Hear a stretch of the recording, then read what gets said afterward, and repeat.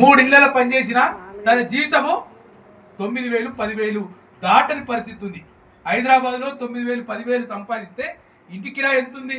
Minimum 4 నుంచి 5,000 వరకు ఇంటి కిరాయి కట్టుకోవాల్సిన అవసరం ఉంది. ఇంటి కిరాయి, పిల్లల స్కూల్ ఫీజులు, మొత్తం ఇంటికి గడవడం సంబంధించిన ఇవన్నీ చాలా తలకు మించి వాళ్ళ గృహ కార్మికులకు భారంగా మారుతా ఉన్నాయి.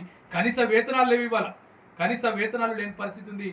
తెలంగాణ కార్మిక శాఖ కనీస వేతనాలను అమలు కోసం ఒక నోటిఫికేషన్ ఇచ్చింది, కానీ అది అమలు చేయమని చెప్పి ఒక ఆర్డర్ కూడా ఇవ్వలేకపోయిన సందర్భం. ఈ సందర్భంలో వాళ్ళ గృహ కార్మికులకు ఒక సమగ్రమైన చట్టం తీసుకురావాలి. అదేవిధంగా సుప్రీంకోర్టు చెప్పింది, ఐఎల్ఓ చెప్పింది, ఇండియన్ లేబర్ ఆర్గనైజేషన్ చెప్పింది. ఇంకెవరు చెప్పాలి? ఈ ప్రభుత్వాలకు 30,000 నుంచి కొట్లాడుతుంటే ఒక చట్టం తీసుకురామని చెప్పుకో. ఏం గొంతమ్మ కోరిక ఏం కాదు ఇది. మెజారిటీ పీపుల్, ఒక 13 మిలియన్ల మంది దేశవ్యాప్తంగా ఈ పనిలో ఉన్నారు. వీళ్ళకు ఒక ఐడెంటిటీ లేదు, గుర్తింపు లేదు. అందరికి ఆధార్ కార్డు ఉన్నట్టు ఒక గుర్తింపు కార్డు ఉంటే కార్మిక చట్టాల ప్రకారం ఎక్కడో ఒక న్యాయం జరిగే అవకాశం ఉంటుంది. ఫస్ట్ వీళ్ళని కార్మికులుగా గుర్తించాలి. గృహ కార్మికుల్ని ఫస్ట్ కార్మికులుగా గుర్తించాలి. వీళ్ళకు ఒక సమగ్ర చట్టం తీసుకురావాలి. సుప్రీంకోర్టు ఆర్డర్ను తీసుకురావాలి. 2023లో ఎంఎస్ఐ చేసిన సర్వే కనుక చూస్తే దాదాపు 4,000 మంది మహిళలు లైంగిక వేధింపులకు గురవుతున్న పరిస్థితి.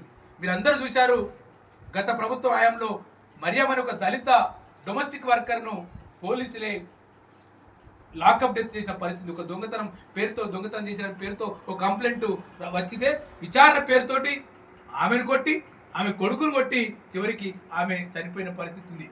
గతంలో ఇటీవల కాలంలో జూబ్లీస్ హై స్కూల్లో యాజమాన్యం కూడా చేసినది మొత్తం మీడియాలో పెద్ద ఎత్తున ప్రచారం జరిగింది. అంటే గృహ కార్మికులకి వల్ల సోషల్ సెక్యూరిటీ లేదు, ఒక సామాజిక భద్రత లేదు. సామాజిక భద్రత కల్పించమని చెప్పి డిమాండ్ చేస్తా ఉన్నాం.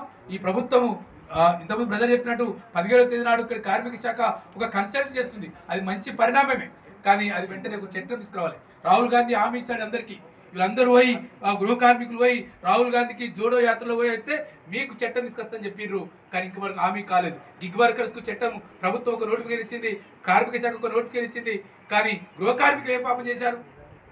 ఇంత ప్రజలు చెప్పినట్టు మొత్తం దేశవ్యాప్తంగా భవన నిర్మాణ కార్మికులు తర్వాత అసంఘటిత కార్మికులు ఎవరైనా ఉన్నారంటే వాళ్ళు గృహ కార్మికులు మాత్రమే.